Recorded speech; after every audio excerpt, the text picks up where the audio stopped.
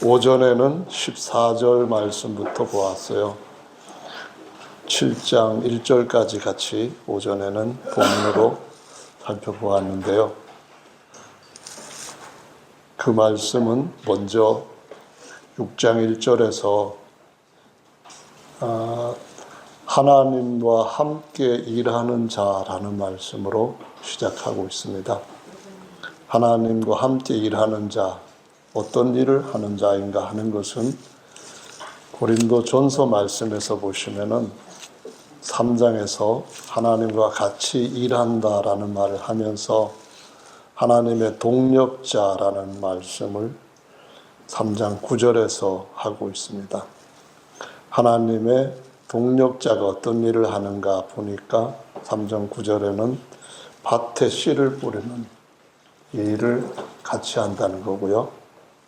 또 하나님의 거처를 짓는, 집을 짓는 건축자로서 일을 같이 한다라고 말씀하고 있습니다. 그러면서 심는 자와 물 주는 자는 아무것도 아닌데 자라게 하시는 분은 하나님이시다라고 말씀합니다.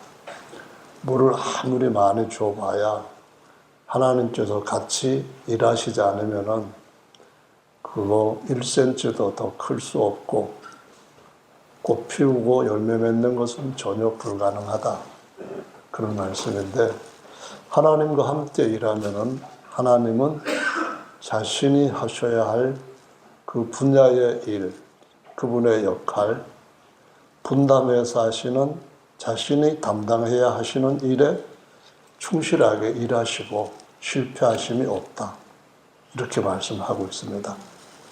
씨를 심을 때도 그렇고 하나님께서 거처하시는 성전을 지으실 때도 그렇고 같이 일한다는 겁니다. 그것은 사역자들은 전체 시간, 소위 풀타임으로 일하는 사람들이고요. 그 외에 다른 모든 형제들도 풀타임을 위하는 일꾼으로 주님 앞에 헌신하기 위해서 자기가 일할 수 있는 그런 파트타임을 키워가는 사람들이다라고 말씀하고 있습니다. 그래서 파트타임이 점점 커지게 되면은 자신의 삶의 50%를 하나님 앞에 전적으로 드릴 수도 있고 70%, 80% 이렇게 모든 삶을 드릴 수도 있는 그러한 삶으로 성도들 모두가 살아간다는 거예요. 거기에서 꼭 잊어서는 안 되는 것, 기억해야 되는 것은 하나님이 함께 일하신다는 겁니다. 우리가 죽은 돌로 집을 지으려고 하면은 사람의 힘만으로도 충분할 수 있습니다. 누구든지 속공이 돼가지고 배우면은 돌 다듬는 일, 돌 쌓는 일, 웬만큼은 다 할 수 있습니다. 아주 뛰어난 거대한 건축물이 아닌 이상은 다 할 수가 있습니다. 근데 하나님의 집은 워낙 크고 하나님의 거처는 모든 것 위에 하늘에다가 세워야 되기 때문에 우리 힘만으로는 절대로 안 됩니다. 하늘에 세우는 그 집은 영원히 살아있는 집으로 세워야 하기 때문에 절대로 사람이 아무리 뛰어나다 할지라도 혼자서는 하나님의 집을 세울 수가 없습니다. 그래서 하나님께서 함께 일하셔야만 가능한 것입니다. 돌을 캐내는 작업, 돌을 다듬는 작업, 솔로몬의 성전을 세울 때에 솔로몬의 성전은 예루살렘에 와가지고 망치질이나 아니면은 그것으로 어떤 부분은 깨내고 뭐 하는 그러한 다듬는 소리가 전혀 나지 않았다라고 말씀하는데 중요한 의미가 있는 거죠. 바로 채석장에서 다 다듬어가지고 치수에 정확하게 맞게 다 완전한 조리품으로 만든 상태에서 예루살렘으로 옮겨옵니다. 그래서 어느 자리에 그것이 들어가야 된다 하는 것을 설계도 따라 딱딱 넣기만 하면 되기 때문에 여기에서는 망치 소리가 안 나고 돌을 아주 조금 크다, 뭐 모서리가 조금 더 깨져야 될 부분이 있네, 이런 일이 없이 완전하게 된다는 거거든요. 우리가 이 땅에서 종으로 주님과 함께 일하는 동안에는 우리 모두가 우리 자신도 다듬어주고, 또 다른 우리가 말씀으로 망치 삼아서 반석 중에 깨어내서 하나님의 재료로 사용하도록 하는 전도에서 구원받고 성령 받게 하고 해서 정말 성령 받은 사람들도 살아있는 돌이 되어서 그 사람들 생애에서 계속 다듬어지는 일을 해야만 됩니다. 이 땅에서 예수님을 주로 섬기는 육체를 갖고 있는 동안에는 신령하고 또 영화로운 더 큰 영광을 얻기 위한 몸을 만들기 위해서는 새 창조 작업이 계속 이어져야 된다는 것을 보여주시고 있습니다. 그래서 우리의 몸을 하나님의 거처로 하늘 위에다가 산돌로 영광스러운 돌이 되게 세우기 위해서는 다듬어지는 일은 우리 평생에 끝없이 이어지게 되고, 요단강 건너는 날 다 다듬어진 상태로 큰 석재인지 조그만 석재인지 그때 그 처소에 영원히 고정되고 조립되는 줄로 믿습니다.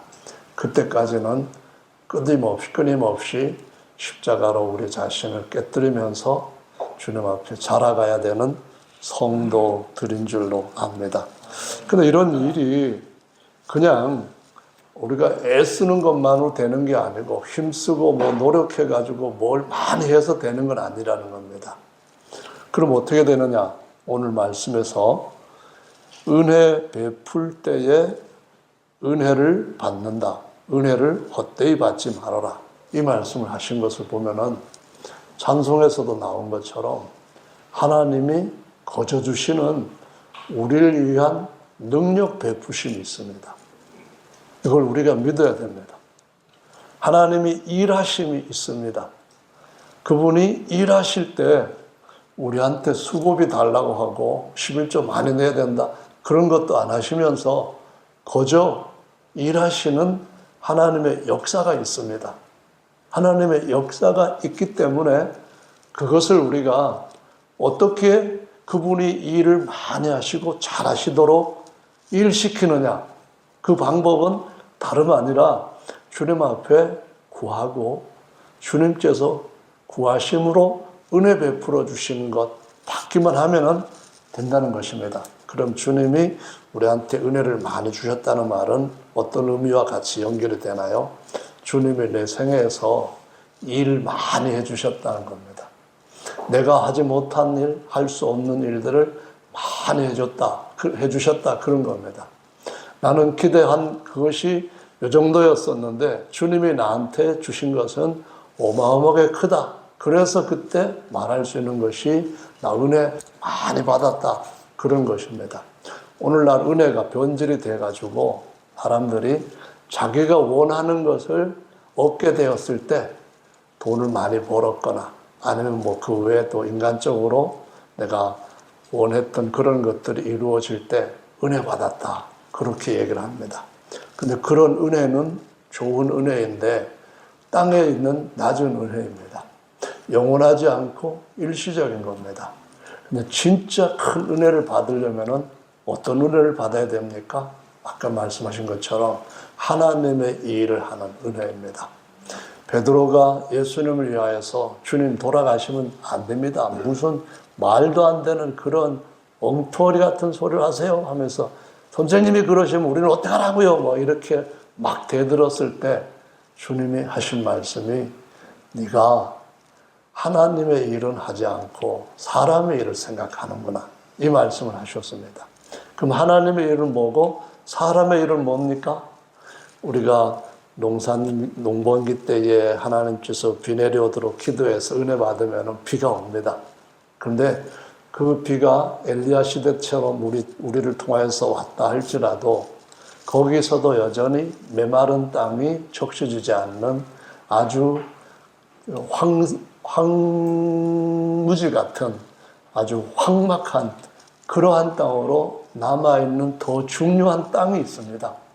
그 땅이 바로 하나님께서 하나님의 영원한 열매를 맺도록 하시기 위하여서 찾으시는 땅이요, 기경을 하라고 하신 땅이요, 그 안에서 하나님의 성령의 열매들이 영원히 성도들에게 누릴 수 있도록 진짜 썩지 않는 열매를 맺게 하시는 그 땅인 줄로 믿습니다.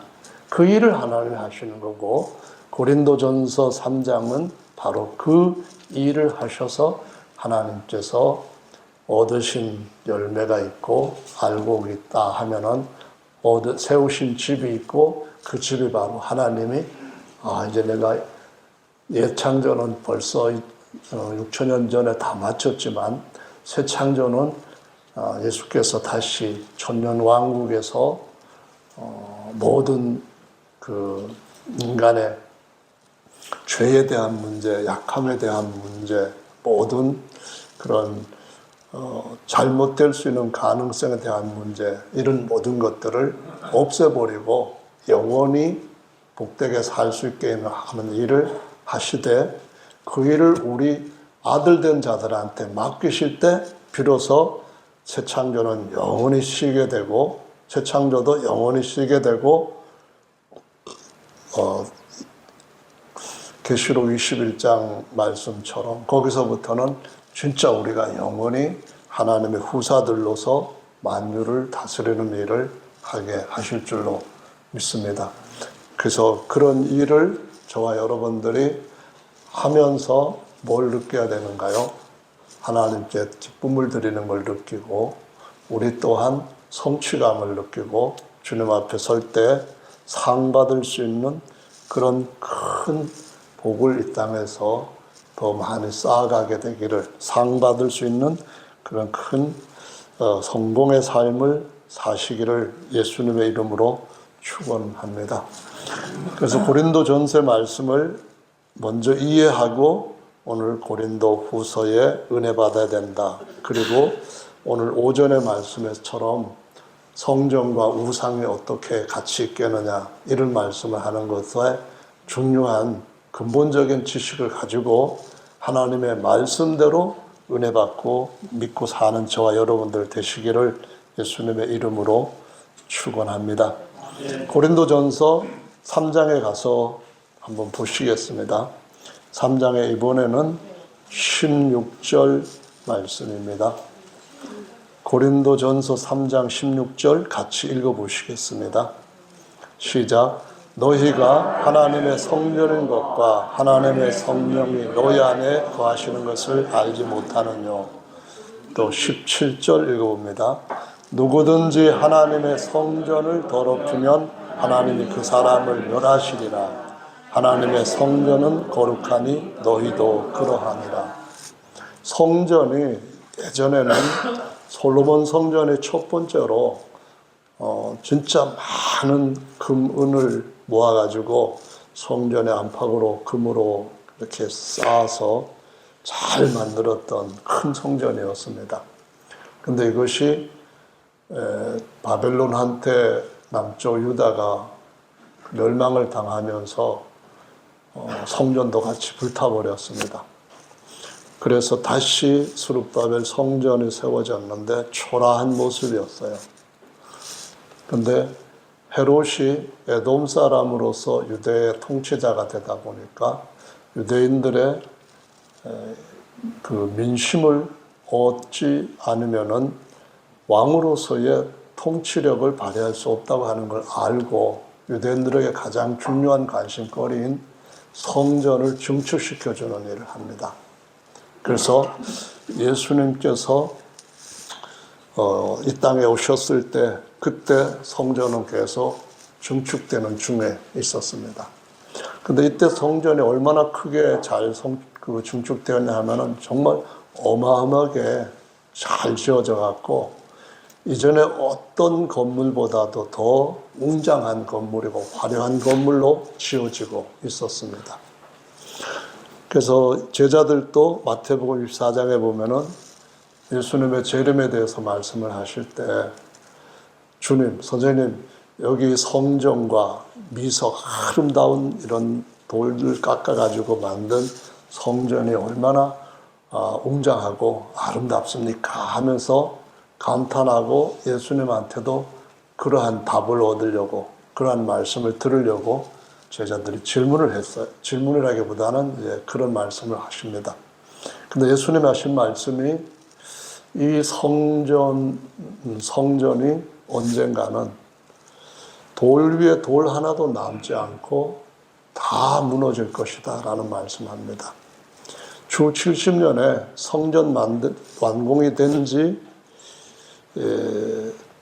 7년 정도밖에 안 지났을 때 돌 위에 돌 하나 남지 않고 다 무너졌습니다. 어마어마하게 큰 성전이 완공이 되었는데 예수님께서 공생에 시작하실 때쯤 이 성전을 헐라 내가 3일 만에 일으키리라 그 말씀을 하셨을 때쯤 그때가 46년 동안 성전이 지어지고 있는 과정이었어요.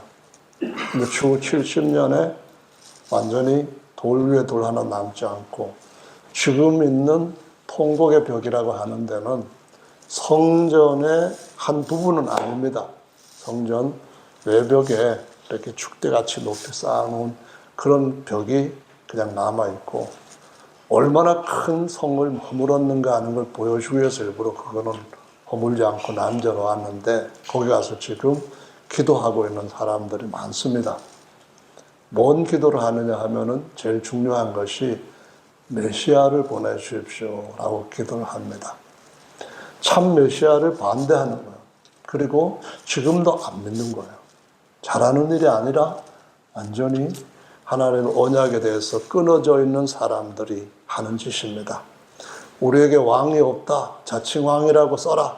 빌라도에게 그랬던 사람들은 하나님이 그들의 왕이신 것을 거부한 상태로 있고 그분이 보내주신 땅의 왕도 받아들이지 않은 상태로 있습니다. 그래서 진짜 메시아를 거부하고 하나님이 그들의 왕 되심을 여전히 제대로 바로 인정하지 않는 선민들로 지금 존재하고 있는 거예요. 그 사람들이 뭘 하냐면은 메시아가 오지 않았다라는 것처럼 성전을 예수께서 새로 진짜 성전 세우셨다 하는 것도 안 믿는 거예요.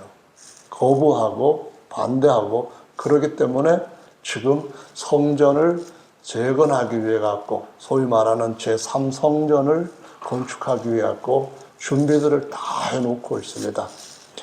거기에 붉은 암송아지라든가 성전 안에 필요한 거룩한 기구들을 다 만들어 놓고 옛날 제사장 어떻게 하는 것인지 그런 것들도 다 교육시켜 놓고 얼마 전에 붉은 암송아지 그 미국에서 그쪽으로 공수해 왔는데 암송아지 중에서 검은 털이 몇 개 난 걸 가지고 성전 제사가 복원되었을 때 다시 완벽하게 말씀대로 하기 위해서 검은 털 같은 거 몇 개 없는 진짜 붉은 암송아지만 남기고 털 몇 개 있는 것 가지고 실제로 제사 드리는 옛날 모세 제사까지 다시 뭘 했는가 하면은 연습을 다 한 사람들입니다.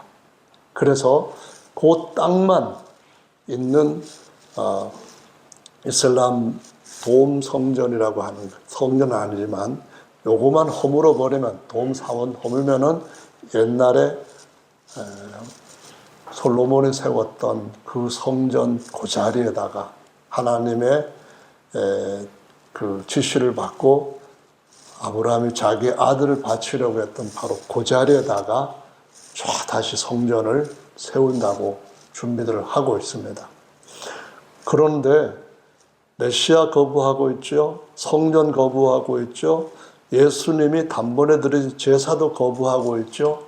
반면에 그들이 메시아를 맞아들이는데 어떤 메시아를 맞아들이냐 하면은 성전을 재건하게 하고 그 다음에 자기가 메시아라고 할 수 있는 사람을 맞이할 겁니다.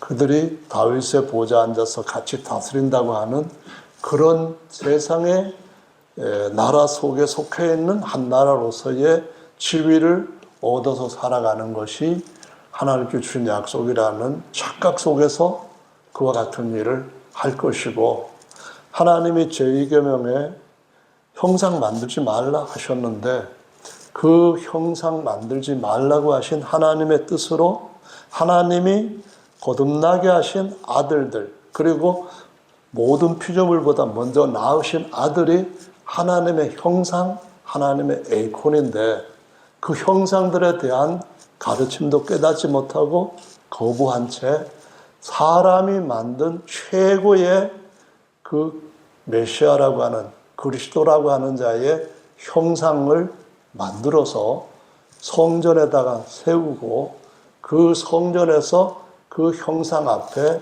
하나님의 형상이라고 숭배하는 일을 할 일들을 차근차근 지금 만들어가고 있습니다.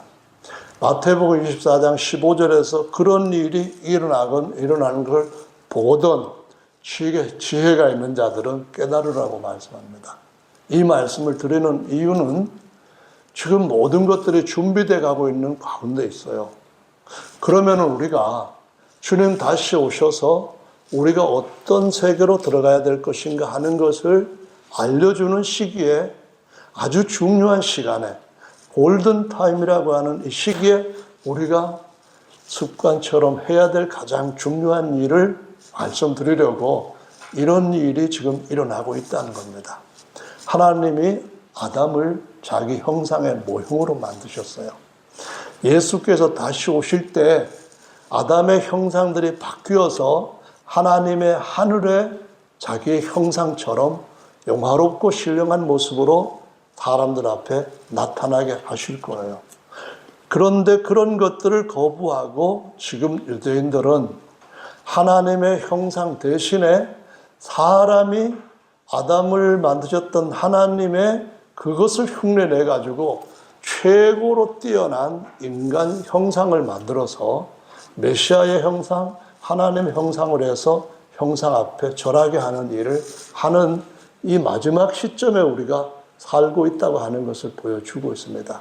그래서 지금 골든타임에 우리한테 무엇이 필요하냐, 성전을 어디에서 찾아야 되는가 하는 것을 우리가 그 먼저 정체성을 제대로 회복해야 됩니다.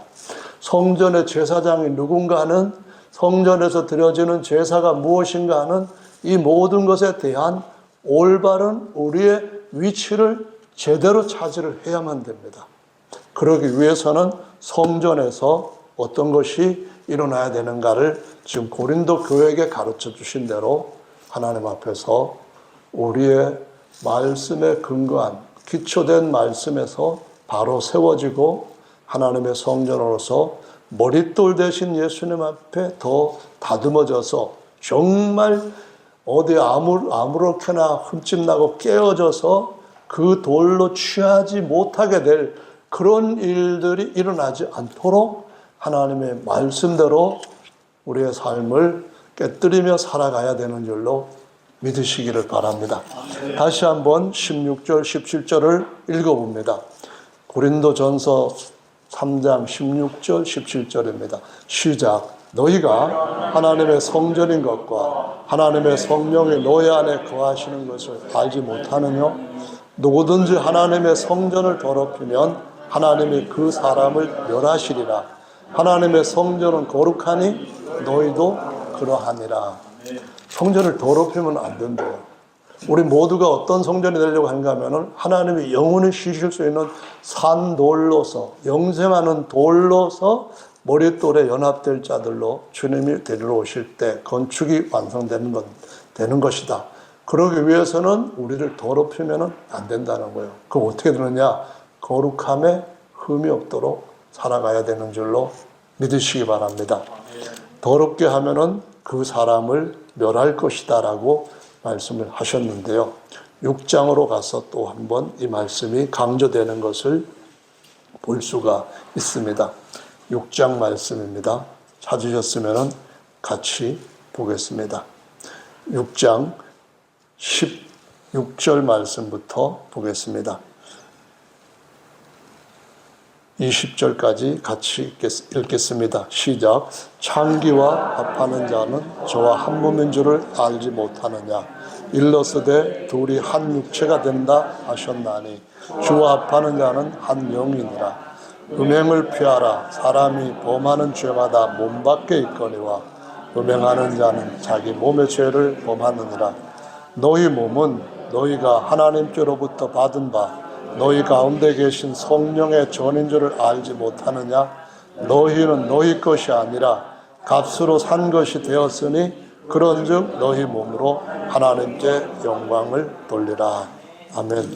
하나님은 말씀을 하시기를 우리가 성전이 되고 우리 성전 안에서 일어나는 생수를 밖으로 흘러낼 수 있는 삶을 살 때에 우상들이 거하는 그러한 인생들을 바꾸어서 성전으로 삼을 수 있다고 하는 그 말씀을 주시면서 같이 은혜 받아서 일하자는 것입니다.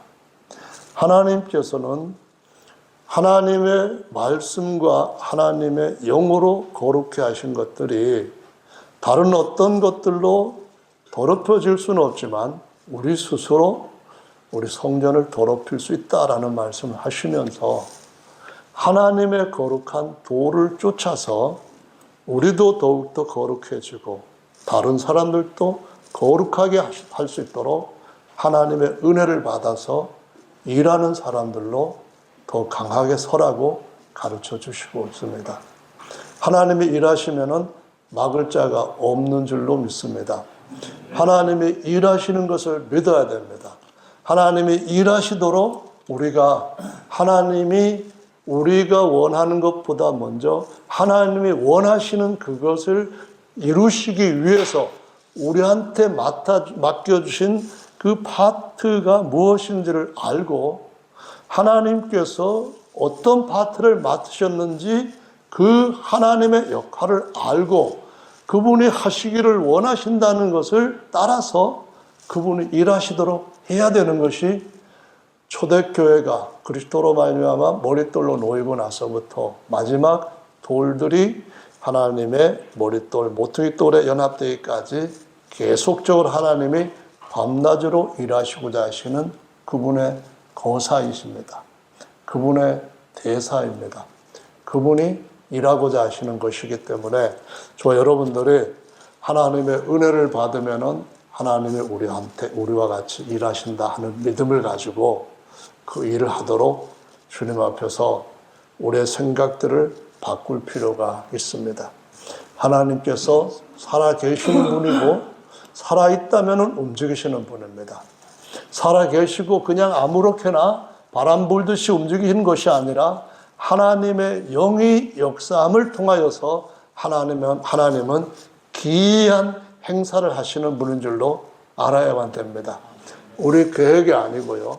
우리 능력이 아니고 우리가 원하는 것보다도 더 먼저 하나님께서 자기 아들을 독생자를 우리가 알지도 못한 때에 그 십자가에서 죽게 하심으로 부활을 통하여 머릿돌로 놓게 하시고 그러고 난 뒤에 그 머릿돌만 있는 것이 아니라 집이 온전히 지어지기 위해서는 마지막 한 사람이 구원을 받을 때까지 일하시는 것을 쉬지 아니하시는 하나님이시라는 걸 알고 하나님이 일하는데 우리가 일할 수 있는 영역들을 넓혀가야 되는 줄로 믿으시기 바랍니다. 그 일 가운데 가장 중요한 일이 뭘까요? 그게 바로 주님 앞에 기도하는 일이요. 주님 앞에 우리 자신을 정결케 하는 일인 줄로 믿으시기 바랍니다. 요한복음 2장에서 예수님께서 이 성전을 헐라 이 말씀하시기 전에 앞에 나오는 내용이 이것입니다.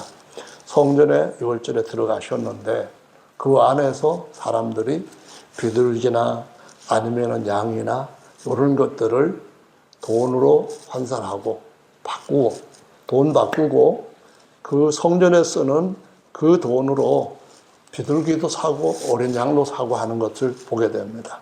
성전은 하나님 앞에서 돈 거래하거나 재물 파거나 그것이 하나님께 드려지는 재물이라 할지라도 돈 주고 거기서 이익을 챙기는 그러한 장소가 아니기 때문에 채찍을 만들어서 막 휘둘르면서 그 하는 일들을 하는 사람들을 쫓아내시며 하시는 말씀이 이 말씀하십니다.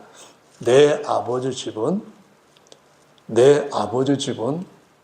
하나님께 기도하는 집이라고 하셨는데 너희는 장사하는 그런 시장바닥으로 만들었구나. 여기가 슈퍼마켓이라고 착각하고 있구나 하시면서 거기에 장사꾼들을 다 몰아내셨다고 말씀을 하시고 있습니다.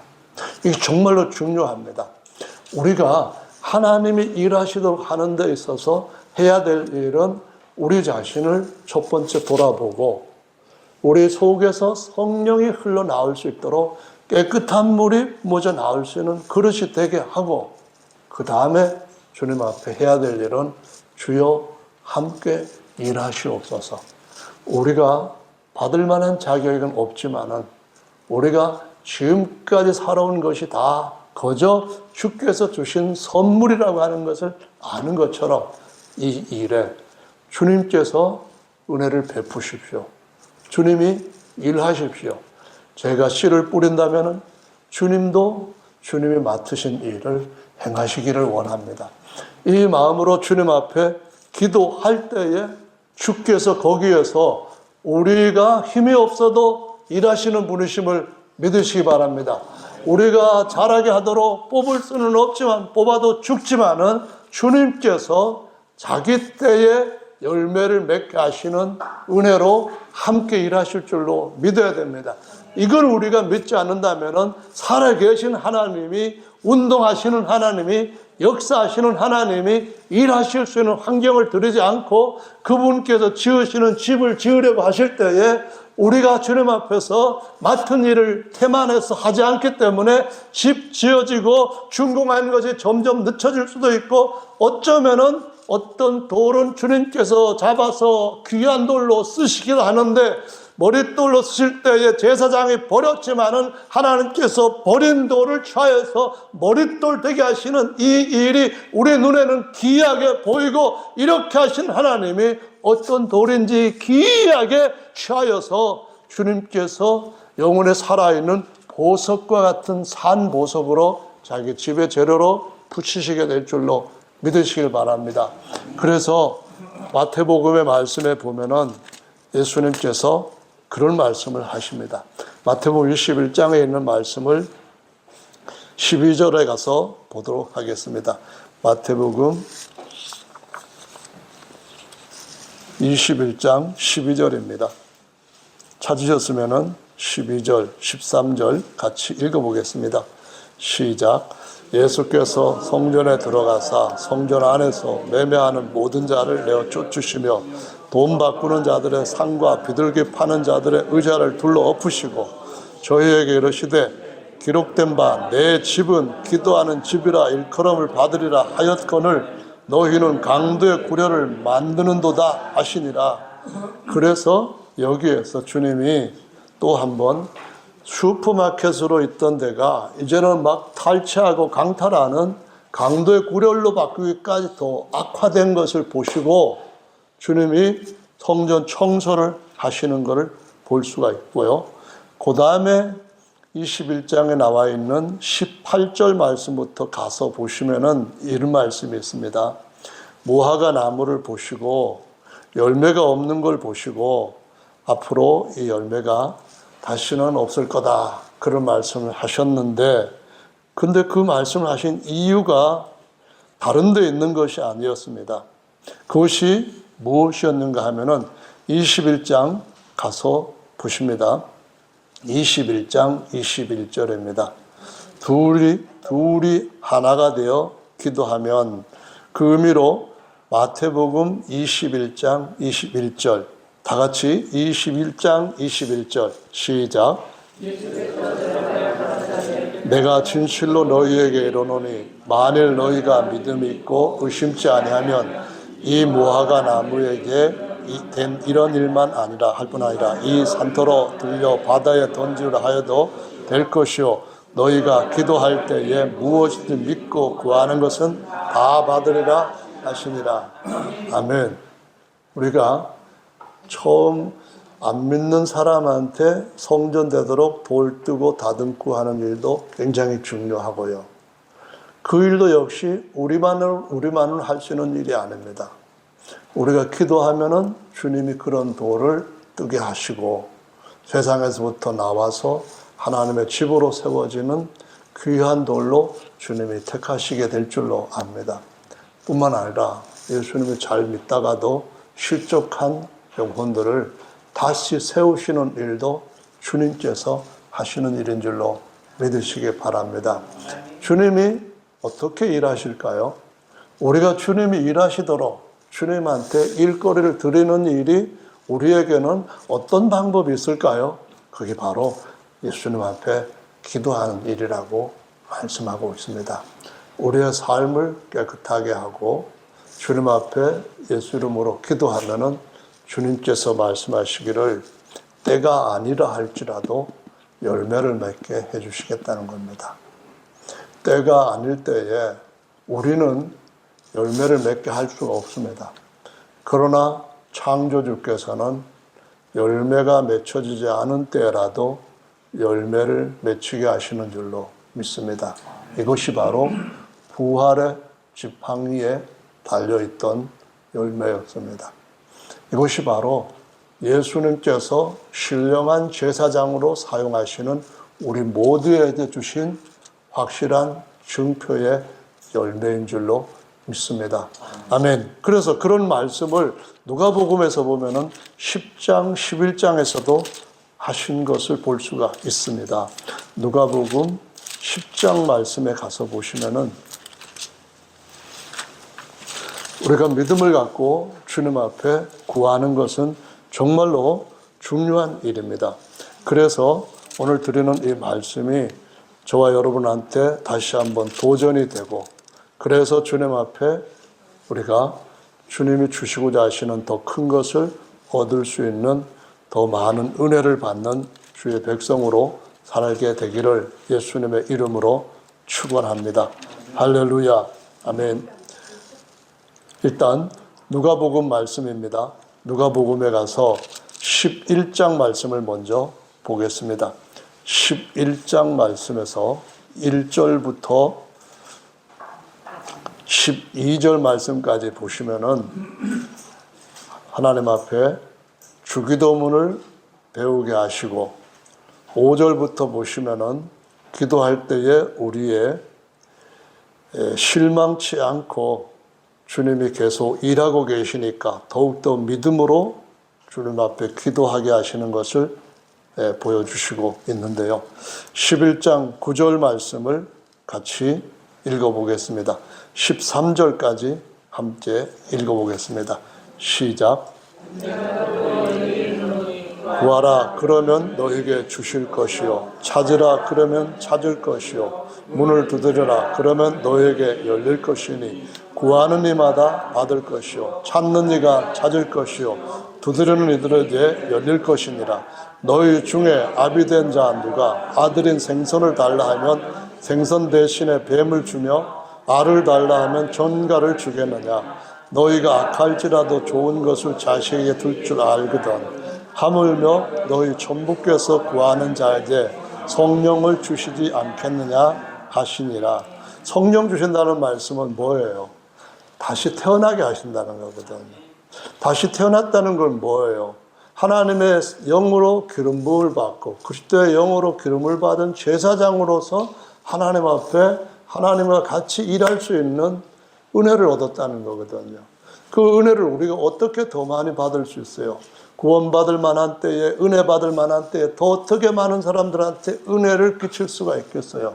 우리가 우리 속에 앉아 계시는 주님의 보좌, 그 보좌로부터 물이 더 흐르게 해서 밖으로 흐르게만 한다면은 닿는 곳에서 살아나는 역사를 주님께서 하실 줄로 믿습니다. 이런 일이 구약에 있는 일과는 큰 차이가 나는 엄청나게 큰 일이에요. 영원한 일입니다. 말로 표현할 수 없을 만큼 가치 있는 일입니다.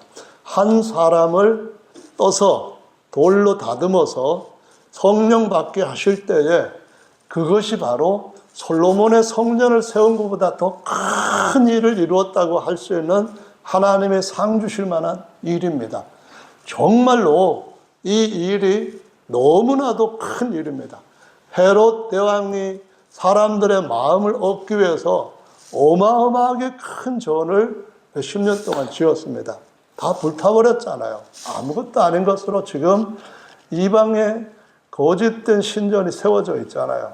그런데 하나님의 영혼이 모든 것들의 하늘에 하나님의 정말 보배로운 산돌로 세우시는 성전 짓는 이 일은 정말 너무너무 귀하고 복된 것인 줄로 믿으시기 바랍니다. 우리가 심어서 우리에게 열매가 영원토록 누릴 수 있는 것이 있는가 하면은 우리가 다스리는 백성들한테 우리에게서부터 나오는 손과 또는 우리의 발이 닿는 곳곳에 하나님이 우리 안에 있는 것들을 채우시는, 충만케 하시는 자의 충만케 하는 역사가 일어나게 되는 줄로 믿으시기 바랍니다. 오병이어의 기적보다도 물 위를 걷는 것이 하나의 그림이 되어서 주께서 영원히 진짜 하늘에 그 일을 하게 하신다는 이 일이 얼마나 대단한 일인가 하는 것을 알고 저와 여러분들이 하나님 앞에서 이 일을 행하는 일에 사모하는 마음을 가질 필요가 있는 줄로 믿습니다. 다른 일보다도 이 일은 더 중요하다고, 내가 성전 짓는 데에 뭐 500억을 냈다 할지라도 내가 주님 앞에 한 영혼을 주님이 거하실 수 있는 영원한 처소로 다듬어서 놓는다고 하는 것이 얼마나 더 값으로 따져도 크고 큰 값인지를 생각할 수 있는 저와 여러분들이 돼야 됩니다. 중요한 것은 이 일을 하나님께서 하시기를 좋아하십니다. 원하십니다. 기뻐하십니다. 아멘. 주님은 내가 하나님인 것을 알겠다 하시면서 네가 할 수 있는 일만큼만 하면 돼. 너 스스로 깨끗게 하고 내가 구할 때 너에게 먼저 부어줄 것이고 내가 그 사람의 마음도 열고 눈도 열어서 내가 모든 이들을 부를 때 준 약속을 그들 하여금 깨닫고 믿게 할 거야. 그러니까 네가 하는 일에 너는 하나님의 살아있는 보석으로 다듬어져 가. 그리고 나한테 도구로서 쓰여져 가면은 너는 정말 큰 인생을 산 거야 라는 말씀을 듣게 될 줄로 믿으시기 바랍니다. 할렐루야. 이번에는 11장 25절 말씀부터 보도록 하겠습니다. 11장 누가복음 11장 25절입니다. 다 찾으셨으면 26절까지 같이 읽어보겠습니다. 시작. 와 보니 그 집이 소재되고 수리되었거늘 이에 가서 저보다 더 악한 귀신 7을 데리고 들어가서 거하니 그 사람의 나중 형편이 저보다 더 심하게 되었느니라. 이게 무엇입니까? 사람이 예전에는 완전히 망가진 그러한 귀신의 칩이 되고 귀신의 사자가 된 인생을 사는 사람도 있다는 겁니다. 그런 사람이라 할지라도 열매 절대로 맺지 못할 것 같이 여겨지는 사람이라 할지라도 하나님의 우리의 마음속에 끊을 수 없는 소원 주시고 하나님 앞에 반드시 이루실 것이라고 하는 믿음을 가지고 할 때 주께서는 그 일을 하신다는 것입니다. 내가 구원의 사랑의 줄을 놓지 않으면 주님은 절대로 놓지 않고 성공하실 줄로 믿으시기를 바랍니다. 그래서 이 말씀이 오늘 본문에서 고린도전서에서 고린도후서까지 하나님께서 우리의 삶을 얼마나 대단하게 계속해서 완성해 가시는가 하는 것을 보여주시는 겁니다. 우리가 기도에 실패하지 않은 한 주님은 끝까지 완전한 일을 행하실 줄로 믿습니다. 고린도 후서로 가서 오늘 아침에 보았던 6장 이전으로 가서 한번 보겠습니다. 은혜를 받으려면은 고린도 후서 4장으로 가서 봅니다. 4장 7절 말씀을 보겠습니다. 4장 7절 말씀입니다. 4장 7절부터 이번에는 11절 말씀까지 같이 읽겠습니다. 시작. 우리가 이 보배를 질그릇에 가졌으니 이는 능력의 힘이 큰 것이 하나님께 있고 우리에게 있지 아니함을 알게 하려 하심이라. 우리가 사방으로 우겨 쌈을 당하여도 쌓이지 아니하며 답답한 일을 당하여도 낙심하지 아니하며 핍박을 받아도 버림받지 아니하며 거꾸러뜨림을 당하여도 망하지 아니하고 우리가 항상 예수 죽인 것을 몸에 짊어짐은 예수의 생명도 우리 몸에 나타나게 하려 함이라. 우리가 산 자가 항상 예수를 위하여 죽음에 넘줌은 예수의 생명이 또한 우리 죽을 육체에 나타나게 하려 함이라. 할렐루야. 아멘. 16절부터 18절에는 많은 어려움을 겪는 사람이 있을 때 그 삶이 주님께서 주신 목적을 이루기 위해서 스스로 짊어진 무거운 십자가가 있을 때 주님은 거기에서 환난의 가벼운 것을 지극히 크고 영원한 영광의 중한 상으로 쌓아가고 계신다고, 그 일도 주님이 맡아서 하신다고 기록을 하고 있습니다. 할렐루야. 우리가 우리 자신의 약함을 아는 것은 좋은 일입니다. 그러나 우리가 우리의 약함을 알 때에 하나님의 전능함을 잊어버리면 아주 사악한 겁니다. 우리가 약하다고 하는 것을 모를 때에 바로 하늘에서부터 떨어지는 별들과 같이 될 수가 있습니다. 하나님의 강함을 모를 때에 우리는 하나님께서 일하실 수 있는 영역을 주님 앞에 맡겨드리지를 못하는 겁니다. 사도 바울은 고린도 후서 12장에서 하나님 앞에 기도해서 얻은 것이 있습니다. 첫째로는 하나님께서 그가 죽었다고 여겨지는 사람들이 버린 그 상황 속에서 셋째 하늘에 낙원을 보고 왔습니다. 하나님 앞에 간절히 자신이 도저히 해결할 수 없는 몸의 가시를 하나님께서 없애주실 줄로 확신하고 3번이나 간절히 금식하고 기도를 했습니다. 그런데 하나님이 응답을 하셨는데 바울이 원하는 대로 하신 것이 아니고 나중에 바울이 원하는, 하나님이 원하시는 대로 응답을 해 주셨어요. 하나님이 원하시는 건 뭔가 하면은 바울이 약할 때에 하나님의 능력이 더 크게 나타난다는 겁니다. 바울이 약하기만 하는 걸 알고 하나님의 능력을 인식하고 의지하고 하는 것을 갖지 않았다고 한다면은 바울은 여러 번 우겨싸움을 당할 때에 철저하게 허물어지고 짓밟혔을 겁니다.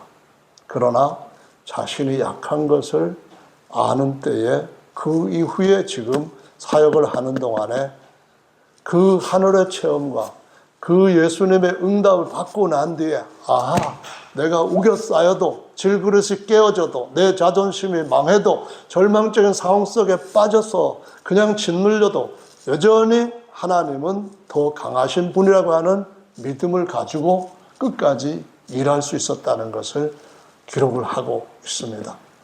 우리 질그릇이 좀 더 단단하면 좋을 수도 있겠죠. 그러나 약하면서 주님의 강함을 더 인식할 수 있다고 한다면 후자가 더 우리한테는 복이 되는 줄로 믿습니다. 내가 할 수 있는 일이 없을 때, 그걸 내가 알 때 좌절할 것입니까? 주저앉을 것입니까? 포기할 것입니까? 아니면 하나님은 모든 일에 강하시고 내 질그릇이 깨지면 능력의 힘이 큰 것이 질그릇 안에 숨어 있다가 터쳐져 나올 것이라고 하는 주님의 약속을 믿을 것입니까?